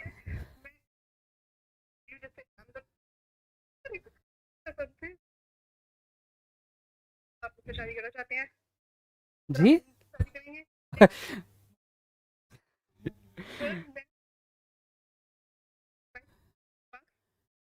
125 मार्क्स आए ये आपके, वाह वाह वाह, बड़ी बड़ी कॉन्ग्रेचुलेशन। ब्यूटी की क्लास देखकर मैं आपकी चाहती थी आपको। आपने बहुत जल्दी जल्दी बोल रही है, मैं सोच रही थी आराम से आपको बोलिए, आराम से मिलेगी बोलिए। अब तो हमने क्लास रोक ही दी है बीच में, तो सभी देख रहे हैं लाइव। नहीं। मैं मैम, मैं उसकी आप बात बहुत मैं एग्जाइटेड हो, मैं समझ पा रहा हूँ, लेकिन मैं बात छोड़ जी जी जी। हाँ, आपका नाम क्या है? सकता तो जी मैं जी। यूपी से बात की हूँ। मैं दिल्ली में आप मैं सांगड़ ज़्यादा राजपूत हूँ। ज़्यादा डिटेल मत दीजिए, क्योंकि यहाँ पे यूट्यूब पे लाइव हूँ मैं इस समय पे। अरे अच्छा मैम, आप ठीक है, थैंक यू वेरी मच, और बहुत बहुत बहुत मुबारकबाद है, आपका रिजल्ट बहुत अच्छा आया है, 125 मार्क्स आपके आए हैं।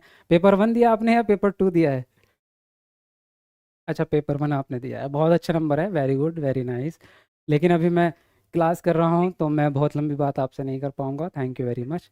ठीक है, फिर कभी अभी मीटअप भी हमारा होने वाला है, तो आप मीटअप में आइएगा, मीटअप में ज़रूर मिलेंगे, ठीक है? मैं तभी आऊंगी अगर आप यस कहेंगे तो। हाँ हाँ हाँ, मैं अभी कॉल मैं दोबारा आपसे बात कर लूँगा जब भी फ्री टाइम होगा, मैं ठीक है? वेट जी जी जी। तो अभी मैं ज़रा क्लास पूरी कर लेता हूँ, थैंक यू वेरी।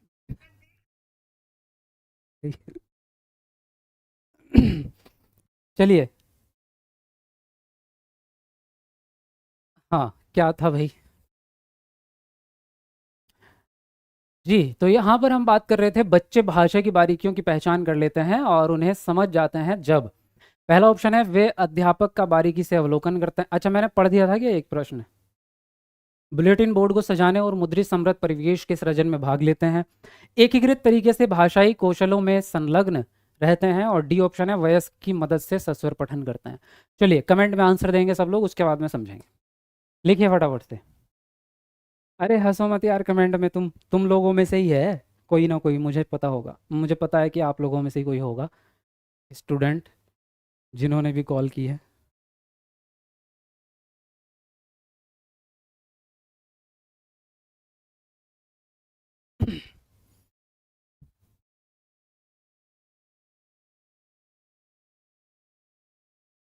चलो जल्दी लिखो फटाफट से।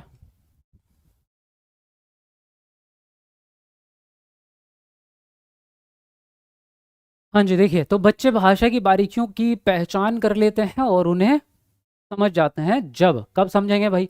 बारीकियों की पहचान की बात जहाँ आती है, भाषा की बारीकी, तो ये थोड़ा थोड़ा व्याकरण से संबंधित होता है। भाषा की बारीकी समझ पा रहे हैं आप, कि कहाँ पे कोमा लगेगा, कहाँ पे फुल स्टॉप लगेगा, कहाँ पे कौन सी मात्रा आएगी, है ना, ये सब चीज़ें। अब बाकी हम ऑप्शन के हिसाब से देखेंगे कि भाषा की बारीकी कम समझेंगे। वे अध्यापक का बारीकी से अवलोकन करते हैं, तो अध्यापक का तो बारीकी से ज़रूरत नहीं है भाई अवलोकन करने की। बुलेटिन बोर्ड को सजाने और मुद्रित समृद्ध परिवेश के सृजन में भाग लेते हैं। ये मुझे अच्छा पॉइंट लग रहा है, क्योंकि यहाँ पे बच्चा एक्टिव है और बच्चा खुद से काम कर रहा है। एकीकृत तरीके से भाषाई कौशलों में संलग्न रहते हैं, तो भाषाई कौशल, वयस्क की मदद से सस्वर पठन, सस्वर पठन की भी बात नहीं है। एकीकृत तरीके से भाषाई कौशलों में संलग्न रहते हैं, यानी जो चार कौशल हैं, लिखना, पढ़ना, बोलना और सुनना, उन चारों कौशलों में एक साथ वो सीख रहे हैं। तो आई थिंक दोनों ऑप्शन में से अगर इसको सही ऑप्शन पे हम जाएंगे तो पहला ऑप्शन ज़्यादा बेहतर रहेगा, क्योंकि यहाँ पर जो है मुद्रित समृद्ध परिवेश को सृजन करने में खुद ही बच्चा काम कर रहा है, तो इसलिए आंसर जो राइट जाएगा आपका सेकंड ऑप्शन जा रहा है। ठीक है, चलिए बढ़ेंगे अगले प्रश्न की ओर। अगला प्रश्न है, निम्नलिखित में से कौन सा भाषा अधिगम के बारे में सही है? पहला ऑप्शन है एक भाषा में निपुणता का विकास दूसरी भाषाओं के विकास को बाधित करता है। दूसरा ऑप्शन है विभिन्न भाषाओं में निपुणता का विकास अंतर संबद्धता से होता है। तीसरा ऑप्शन है आपका मातृभाषा में निपुणता दूसरी भाषा के सीखने में कठिनाई उत्पन्न करती है। और डी है आपका लंबी अवधि में मातृभाषा के माध्यम से अधिगम होने से दूसरी भाषाओं को सीखने के लिए समय नहीं बचता। तो बताइए जरा कौन सा ऑप्शन सही लग रहा है, कमेंट में जल्दी से लिखेंगे अपना आंसर।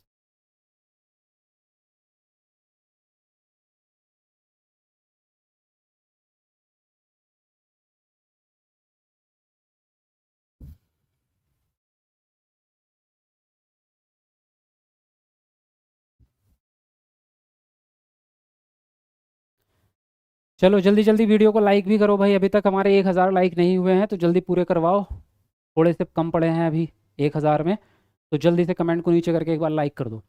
इसने बोला है निम्नलिखित में से कौन सी भाषा अधिगम के बारे में सही है?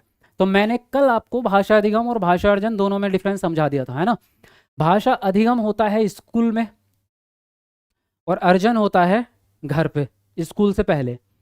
तो स्कूल जाने पर जो आप भाषा अधिगम करेंगे वो औपचारिक रूप से होगा, वहाँ पे क्या होगा, टीचर पढ़ाएगा, सब चीज़ें फॉर्मल तरीके से चलेंगी। अब ऑप्शन के हिसाब से देखते हैं। अगर भाषा अधिगम कर रहे हैं तो एक भाषा में निपुणता का विकास दूसरी भाषाओं के विकास को बाधित कर देगा, नहीं करेगा।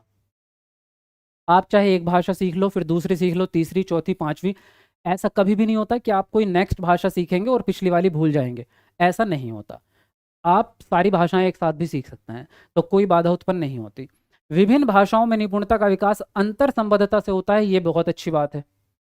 अगर सारी भाषाएं एक दूसरे से कनेक्टेड रहेंगी तो आप जल्दी भाषा सीखते हैं, ये अंतर संबद्धता वाला रूल जो है वो बहुत सही है। यानी आप पहली लैंग्वेज सीखते हैं और जब सेकंड लैंग्वेज सीखते हैं तो पिछली लैंग्वेज आपकी मदद करती है सेकंड लैंग्वेज सीखने में, और जब आप थर्ड लैंग्वेज सीखते हैं तो ये जो दोनों भाषाएं आप सीख चुके हैं ये दोनों भाषाएं मिलकर मदद करेगी तीसरी भाषा को सीखने में, तो इसलिए अंतर संबद्धता हमेशा रहेगी। मातृभाषा में निपुणता दूसरी भाषा को सीखने में कठिनाई उत्पन्न कर देगी, नहीं करेगी। आप सबको मातृभाषा आती है, लेकिन आप दूसरी कोई भाषा सीख रहे हैं तो कोई दिक्कत आ रही है आपको? नहीं ना, बल्कि आपकी मातृभाषा मदद ही कर रही है। लंबी अवधि में मातृभाषा के माध्यम से अधिगम होने से दूसरी भाषाओं को सीखने का समय नहीं बचेगा। तो क्या सच में समय नहीं बचता? ये तो झूठ है। मातृभाषा तो आपने बचपन में सीख ली थी, उसके बाद तो आप कितनी भाषाएं सीख सकते थे, है ना। तो ये भी गलत है। आंसर जो राइट होगा आपका सेकंड ऑप्शन होगा यहाँ पर। समझ गए बात? चलिए नेक्स्ट प्रश्न देखिए। भाषा के बारे में कौन सा कथन सही है? पहला ऑप्शन है किसी बोली की कई भाषाएं हो सकती हैं। दूसरा ऑप्शन है बोली और भाषा एक ही है। तीसरा ऑप्शन है एक भाषा की कई बोलियां हो सकती हैं। और डी ऑप्शन है आपका बोली और भाषा पारंपरिक रूप से बोधगम्य है। बताइए कौन सा ऑप्शन यहाँ पर सही होगा, कमेंट में लिखेंगे आप लोग।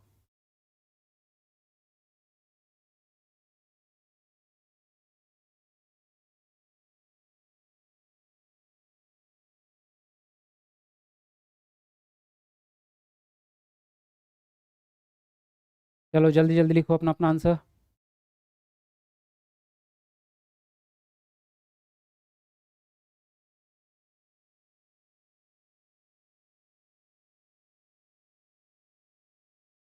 अच्छा, जो नए स्टूडेंट है भाई चैनल भी सब्सक्राइब कर लेना, है ना, तभी आपको आने वाली सारी क्लासेस मिल पाएंगी। देखिए भाषा के बारे में कौन सा कथन सही है? किसी बोली की कई भाषाएं हो सकती हैं, नहीं हो सकती, गलत है।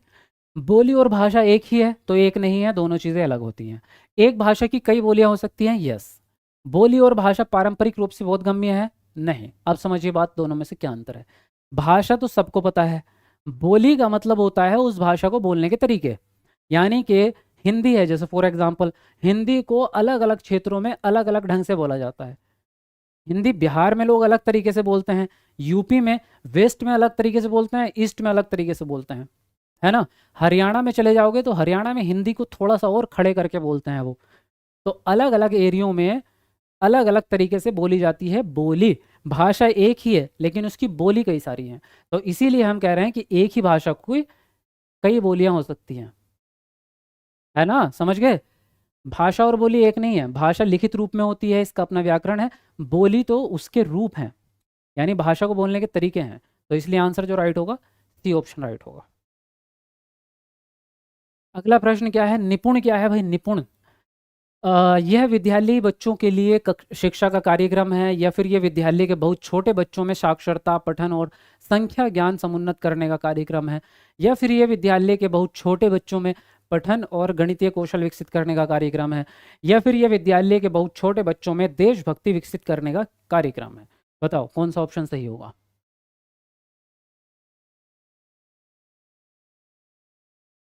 सर हमारे कमेंट देखो। अच्छा बताओ क्या कमेंट है तुम्हारे।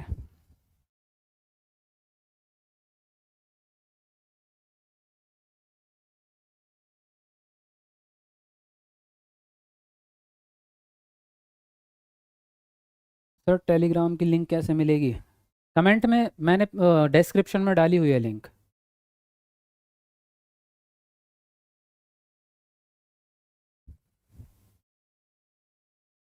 चलो हमारे 900 लाइक्स होने वाले हैं भाई, लास्ट एक लाइक बचा है, बताओ कौन पूरा करेगा।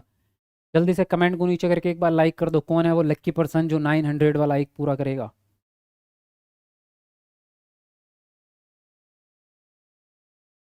निपुण क्या है, निपुण एक कार्यक्रम है जो किसके अंदर दिया गया है, निपुण जो दिया गया है वो दिया गया है एनईपी के अंदर। एनईपी 2020 के अंदर एक छोटा सा एक सिद्धांत कह लो या कार्यक्रम है जिसका नाम है निपुण, ठीक है। और ये निपुण जो होता है वो क्या है, इंग्लिश में है एक्चुअली, NIPUN है ना। तो इसका मतलब होता है national initiative for proficiency with reading and reading with understanding and numeracy. तो यहाँ पर आ जाता है अंडरस्टैंडिंग और रीडिंग दोनों, यानी कि पठन और साक्षरता दोनों, और न्यूमरेसी मतलब संख्या ज्ञान, पूरा गणित नहीं, केवल न्यूमरेसी की बात हुई है, मैथ की बात नहीं हुई है। तो यहाँ इसका मतलब यह है कि ये एक राष्ट्रीय कार्यक्रम है जो समझ के साथ पढ़ने पढ़ने और साक्षरता ज्ञान और संख्या ज्ञान के ऊपर दिया गया है। तो अगर इन सब में ढूंढोगे तो कहाँ मिलेगा ये विद्यालय के बहुत छोटे बच्चों को साक्षरता, पठन और संख्या ज्ञान समुन्नत करने के लिए कार्यक्रम है। अब सी ऑप्शन भी थोड़ा थोड़ा सेम ही लग रहा है, लेकिन यहाँ पर केवल पठन और गणितीय कौशल की बात हुई है, तो पहली चीज तो हम गणितीय कौशल की बात नहीं कर रहे, केवल संख्या की बात हुई है, केवल न्यूमरेसी की बात हुई है। और दूसरी बात, यहाँ केवल पठन की बात कर रहे हैं, साक्षरता की बात नहीं करी, इसलिए आपका सी ऑप्शन गलत है, सेकंड ही सही है। ठीक, बी ऑप्शन यहाँ पर आपका सही हो जाएगा। बोलो एक बार कमेंट में, बता तो दिया करो यार, इतनी मेहनत से आपको पढ़ा रहे हैं, फीडबैक भी नहीं देते हो, थोड़ी सी तारीफ ही कर दिया करो, हमें भी खुशी मिल जाएगी। चलो अगला प्रश्न है, निम्नलिखित में से किसे ग्राह्य कौशल कहेंगे, पठन और श्रवण, पठन और वाचन, लेखन और श्रवण, या फिर लेखन और वाचन। बताइए, बोलिए कौन सा ऑप्शन सही होगा। कितने बजे से क्लास चल रही है गुरुजी, 7 बजे क्लास स्टार्ट होती है, ठीक है। सभी लोग जितने भी नए बच्चे हैं टाइम नोट करते रहो, डेली शाम 7 बजे, ठीक है, शाम 7 बजे लाइव क्लास। बीपीएससी का बैच लेना है, अनु कुमारी, बीपीएससी का तो हमने स्टार्ट ही नहीं करा, अभी सोच रहे हैं, अगर करेंगे स्टार्ट तो आपको इन्फॉर्म कर दिया जाएगा। चलिए 900 तो हमारा लाइक का टारगेट पूरा हो गया है, लेकिन हमारा टारगेट 1000 का है, तो जल्दी से 100 लाइक और कंप्लीट करो जिसने भी नहीं किया। ग्राह्य कौशल कौन से हैं, मैंने कल आपको 2 तरह के कौशल बताए थे, ग्राह्य मतलब ग्रहणात्मक, और एक होते हैं अभिव्यक्तात्मक, है ना। अभिव्यक्तात्मक वो जिनके द्वारा आप अपने मन के विचार दूसरों को बताते हैं, यानी कि बोल के बताते हैं या लिख के बताते हैं। ग्राह्य वो जिनके द्वारा आप दूसरों के विचारों को एक्सेप्ट करते हैं या स्वीकार करते हैं, प्राप्त करते हैं। तो या तो सुन के करेंगे आप, या फिर पढ़ के, है ना। अगर ज्ञान प्राप्त करना है तो कैसे करोगे, या तो किसी की बात सुनोगे या फिर किताब को पढ़ोगे। तो यहाँ पर जो है आपका सुनना और पढ़ना, यानी पहला ही ऑप्शन आपका सही हो गया, या तो पढ़ के ज्ञान प्राप्त करोगे या फिर सुन के, तो ग्राह्य कौशल पहला ऑप्शन सही हो जाता है। चलो अगले प्रश्न पे आते हैं, क्या कह रहे हो। हम न्यू हैं सर जी। अच्छा, जेटेट क्लास लेना है। हाँ, जेटेट का तो अवेलेबल है, झारखंड टेट का बैच चालू हो चुका है। ऐप पे सारे के सारे अवेलेबल है, एक बार आप ऐप पे विजिट तो करो, वहाँ पे आपको सारे बैच मिल जाएंगे, सभी सारे स्टेट के टेट के अलग अलग हैं। सना अंसारी, भाई ये बेबी वाले कौन है, बेबी बेबी कर रहे हैं क्लास में? हाँ, बेबी बाबू मत करो क्लास में, ये अच्छी बात नहीं है ना, अपने घर पे जाके करो। चलिए अगला प्रश्न है, बहुभाषावाद क्या है? पहला ऑप्शन है विद्यालय में बहुत सी भाषाओं का अध्यापन। दूसरा ऑप्शन है कार्यालयी भाषा, सह कार्यालयी भाषा और अंग्रेजी का अध्यापन। तीसरा है विद्यालय में शिक्षार्थियों की भाषाओं का शिक्षण अधिगम। और डी ऑप्शन है विद्यालय के रचनात्मक वर्षों में कम से कम 3 भाषाओं का शिक्षण। बताओ कौन सा ऑप्शन सही होगा? लिखिए जल्दी से अपना अपना आंसर। सर सीटेट का बैच लेना है, सुधा मासीवन, भाई नाम ठीक से मैं पढ़ नहीं पाया आपका। आपका बैच जो है वो अवेलेबल है सारा कुछ ऐप में, ठीक है ना? यू के टेट का भी है, हाँ। यू के टेट होता नहीं वैसे, सिर्फ यू टेट होता है वो, ठीक है। उत्तराखंड टेट, आप कई बच्चे जो है उसको यू के टेट लिखते हैं, तो आपको यू टेट के नाम से मिलेगा वो, ठीक है। जब आप ऐप ओपन करेंगे तो आपको सबसे शुरू में ही दिख जाएंगे सारे के सारे। बहुभाषावाद का मतलब क्या होता है, देखो, विद्यालयों में बहुत सी भाषाओं का अध्यापन हो रहा है, यानी आप बहुत सारी भाषाएं पढ़ा रहे हैं, तो ये बहुभाषावाद में कुछ चीज़ों में आएगा, कुछ में नहीं आएगा, लेकिन कार्यालयी भाषा का तो आएगा नहीं बिल्कुल भी। विद्यालय में रचनात्मक वर्षों में कम से कम 3 भाषाएं, ये त्रिभाषा सूत्र में आ जाता है। तो त्रिभाषा सूत्र अपने आप में एक अलग चीज़ है। इसके अंदर बात की गई थी कि कक्षा 10 से पहले पहले बच्चों को कम से कम 3 भाषाएं सिखा दो, और वो भी कौन कौन सी सिखानी है वो भी रूल है। तो ये तो अलग सिस्टम हो गया। विद्यालय में शिक्षार्थियों की भाषाओं का शिक्षण, तो अगर हम सारे शिक्षार्थियों की भाषाओं का शिक्षण करेंगे तो भी गलत बात हो जाएगी। हमें शिक्षार्थियों की भाषाओं में शिक्षण करना है, ना कि भाषाओं का शिक्षण। नहीं समझे? बच्चों की भाषा को मीडियम बनाना है, ना कि सब्जेक्ट। सब्जेक्ट नहीं बनाना बच्चे की भाषा को, बच्चे की भाषा को मीडियम बनाना है। इसलिए ये आंसर गलत ही होगा आपका, पहला ऑप्शन ही ठीक है, फर्स्ट ऑप्शन ही ठीक है आपका। चलिए अगला प्रश्न क्या है? कक्षा 2 के एक अध्यापक ने अपने विद्यार्थियों से कहा कि वे शब्द संपदा सीखने के लिए अपने घर से पशु व वाहन वाले खिलौने लेकर आएं। तो भाषा शिक्षा शास्त्र की दृष्टि से ये खिलौने क्या हैं? पहला ऑप्शन है शिक्षण सामग्री, दूसरा है वास्तविक सामग्री यानी रियलिया, तीसरा ऑप्शन है आपका वास्तविक वस्तुएं, और डी है आपका प्रदत्त कार्य। बताइए कौन सा ऑप्शन सही होगा, कमेंट में लिखेंगे आंसर।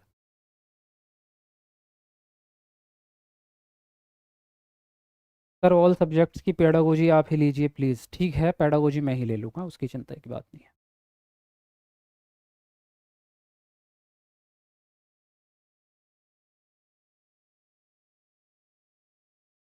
त्रिभाषा सूत्र ही ना है बहुभाषा विनय, नहीं बेटे, ऐसा नहीं होता, सॉरी। मेरे को आदत है ये बेटा बोलने की, हो सकता है तुम मेरे से बड़े हो तो बुरा मत मान जाना, क्योंकि आजकल वैसे भी जो है सीनियर लोग आ रहे हैं क्लास में तो ये मेरी आदत है बेटा बोलने की। तो जो त्रिभाषा है और जो बहुभाषा है, इन दोनों में अंतर होता है। क्या अंतर है, समझो बात को। त्रिभाषा में केवल 3 ही भाषाएं हो सकती हैं, 3 से ऊपर नहीं हो सकती। और बहुभाषा में 10 भी हो सकती हैं, 50 भी हो सकती हैं, कितनी भी भाषाएं हो सकती हैं। दूसरी बात, बहुभाषा में कौन सी भाषा होगी इसका कोई रूल नहीं है, चाहे वो हिंदी हो, मराठी हो, तेलुगु, तमिल, संस्कृत, कुछ भी हो, इसमें कोई रूल नहीं है बहुभाषा में।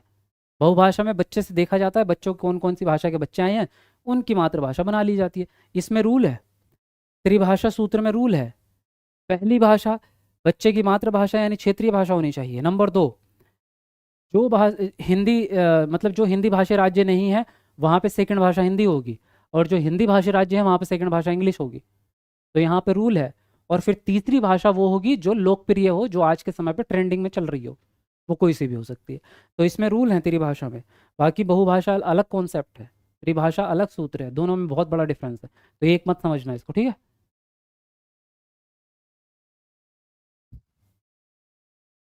मी- चलो अब यहाँ पे हम बात कर रहे थे इस प्रश्न की, बोर्ड भी गर्म हो गया, क्या बात है। कक्षा 2 के बच्चे हैं। कक्षा 2 में एक अध्यापक ने अपने शिक्षार्थियों से कहा कि इस शब्द सीखने के लिए अपने घर से पशु और वाहन वाले अपने खिलौने लेकर आए। तो जब आप कक्षा में टीएलएम के रूप में, है ना, टीएलएम ही तो यूज होता है क्लास में, तो टीएलएम के रूप में अगर आप वास्तविक चीजें ले आते हैं, डिफरेंस समझो। एक टीएलएम वो होता है जो पढ़ाई के उद्देश्य से ही बनाया जाता है, जैसे फ्लैश कार्ड बनाते हैं आप, जैसे आप पोस्टर बनाते हैं, जैसे आप चार्ट पेपर पे कोई भी चीज़ बना के लाते हैं, ये आपने पढ़ाई के उद्देश्य से ही बनाया है, तो ये टीएलएम है। लेकिन बच्चे के घर पे खिलौने पड़े हैं, वो उनका उद्देश्य ये नहीं है कि वो टीचिंग में काम करेंगे आप, लेकिन आप उन चीज़ों को क्लास में लेके आ गए पढ़ाने के लिए। तो जब आप घर के सामान को, वास्तविक सामान को क्लास में लाके पढ़ाने के लिए इस्तेमाल करने लग जाए तो वो हो जाते हैं रियलिया। क्या हो जाते हैं? रियलिया। देखो, शिक्षण सामग्री तो टीएलएम ही हो गया सीधे सीधे, जो आपने पढ़ाई के उद्देश्य से ही बनाया है। वास्तविक वस्तुएं वो हो गई जिसका एजुकेशन से कोई लेना देना नहीं है, आपके घर पे पड़ा है सामान, वो वास्तविक वस्तु है। प्रदत्त कार्य तो लिखित होता है, असाइनमेंट जो बच्चे होमवर्क करते हैं उसको प्रदत्त कार्य कहते हैं। ये जो वास्तविक सामग्री है, वस्तुएं नहीं, सामग्री यानी रियलिया। रियलिया तब बनेगा जब आप घर के सामान को स्कूल में ले आएंगे। जैसे आपको चम्मच के बारे में बच्चे को पढ़ाना है तो आप घर से अपना चम्मच उठा के ले आए। आपको बच्चे के सेब के बारे में पढ़ाना था तो आप, मैडम जो है वो अपने किचन से ही सेब, असली सेब उठा के ले आई क्लास में। हालांकि वो तो चित्र भी दिखा सकती थी सेब का, लेकिन आपने क्या किया, घर से ही लेके आ गए असली सेब। तो जब असली चीज़ को ले आते हैं आप, वो रियलिया बन जाता है। अब हाथी के बारे में पढ़ाना है तो हाथी लेके आ जाओ क्लास में, है नहीं, ला सकते हो तो पॉसिबल है तो ले आओ। तो सेकंड ऑप्शन यहाँ पर आपका सही हो जाएगा। और ये आज का लास्ट क्वेश्चन था, यहीं पर क्लास को फिनिश करेंगे। वीडियो को लाइक शेयर कर दो जल्दी जल्दी। 1000 लाइक में अभी हमारे 3 लाइक कम है। हाँ, तो जल्दी से 1000 वाला लाइक कौन करेगा बताओ, फटाफट से 1000 लाइक पूरे करो जाने से पहले। और इस वीडियो को शेयर ज़रूर करना, अपने व्हाट्सएप स्टेटस पर लगा दो सबके सब, और चैनल को सब्सक्राइब कर लो। मैं आपके लिए इतनी मेहनत करता हूँ, डीपली पढ़ाता हूँ बहुत ज़बरदस्त तरीके से, इसलिए आप लोग भी सपोर्ट किया करो, शेयर ज़रूर किया करो। और कोई सवाल किसी को पूछना है तो पूछ सकते हैं। हाँ,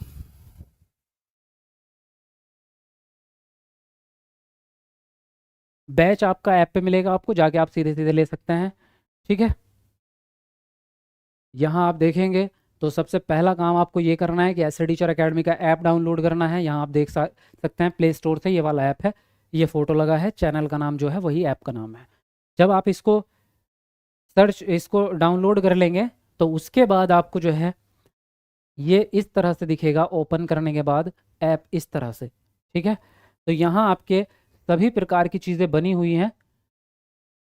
यहाँ सी टैट का अलग फोल्डर है, स्टेट टैट का अलग फोल्डर है, यूपी टैट का अलग है, सुपर टैट का अलग है, और इससे नीचे और भी बहुत सारे फोल्डर बने हैं जिनमें उत्तराखंड टैट भी है, एमपी टैट भी है, झारखंड टैट भी है। तो सभी टैट की लिस्ट यहाँ पर है। जो भी बैच आपको लेना है उस पर क्लिक करेंगे तो आपका बैच खुल जाएगा। फिर आप बाय नाउ पे क्लिक करके, फिर इस पे क्लिक करके अपना बैच ले सकते हैं। पूरा प्रोसेस आपको पता है आगे का।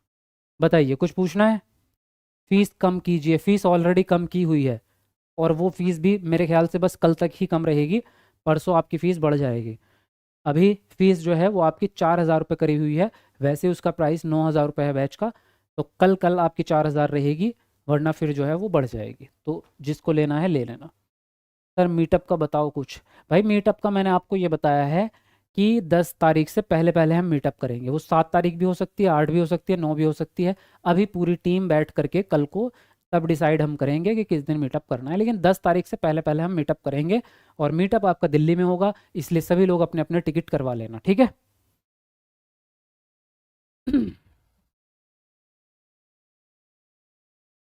चलो फ़ोन में पढ़ लेता हूँ आपके कमेंट।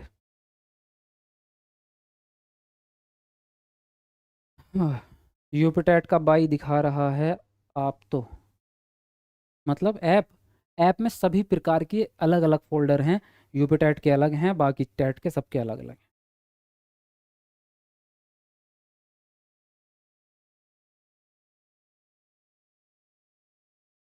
ये जो एग्ज़ाम हुआ है उसके क्वेश्चन कब करवाओगे? एक सेट तो मैंने करवा दिया है उसका, बाकी के मैं करवा दूंगा जल्दी ही आपको।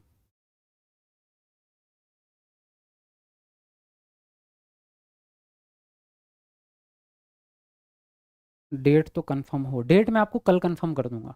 मीटअप की जो डेट होगी वो कल हम कंफर्म कर देंगे, ठीक है। तो आप सभी लोग जो है रेडी हो जाइएगा मीटअप में आने के लिए। और यकीन मानो, ये मीटअप कैजुअल मीटअप नहीं होगा जैसे आप और जगहों पे देखते हैं, वैसा मीटअप नहीं रहेगा। ये बहुत खास होने वाला है। यहाँ आपको 1 to 1 करस्पोंडेंस, एक एक पर्सन से बात करूंगा मैं यहाँ। ऐसा नहीं कि पूरी भीड़ बैठी है और मैं माइक पे खड़े होके बोल दिया बस बात खत्म होगी। हर एक हर एक स्टूडेंट को बोलने का मौका मिलेगा, अपने सवाल पूछने का मौका मिलेगा। हर किसी को कुछ ना कुछ, मतलब ये है कि ये बहुत खास मीटअप होने वाला है, ये समझ के चलो आप। और आप अपने लाइफ का ऐसा एक्सपीरियंस लेके जाओगे ना जो आपने सोचा नहीं होगा कभी। तो बहुत कुछ नया सीखने को मिलेगा आपको इस बार। सर जी मुझे आपसे बात करनी है। देखो मैं सभी से अलग अलग फ़ोन पे बात नहीं कर पाता क्योंकि बहुत समय चाहिए उसके लिए, इसीलिए मैं कह रहा हूँ कि मीटअप में हम मिलेंगे तो मेरा पूरा दिन आपके लिए रहेगा। फिर वो पूरे 12 घंटे मैं आपके सामने खड़े रहूँगा और आपसे बात ही करूँगा पूरे दिन, ठीक है। उस दिन ऑफिस की छुट्टी करके मीटअप में ही बैठे रहूँगा आपके सामने, ठीक। तो ये इसीलिए कह रहा हूँ कि ऐसे मौके बार बार नहीं आते। सर टिकट कब की करवाएं, वो मैं कल बताऊंगा ना। पहले कल आप पहले डेट सुन लीजिएगा, कल डेट बता दूंगा मैं आपको, फिर आप करिएगा डेट, ठीक है। बोलो कुछ और।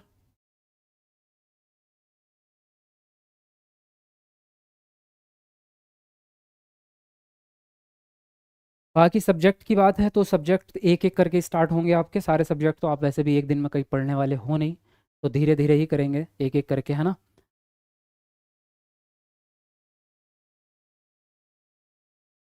चलो ठीक है, चलिए। तो कल मिलते हैं आपसे, तब तक के लिए bye bye, take care, best of luck.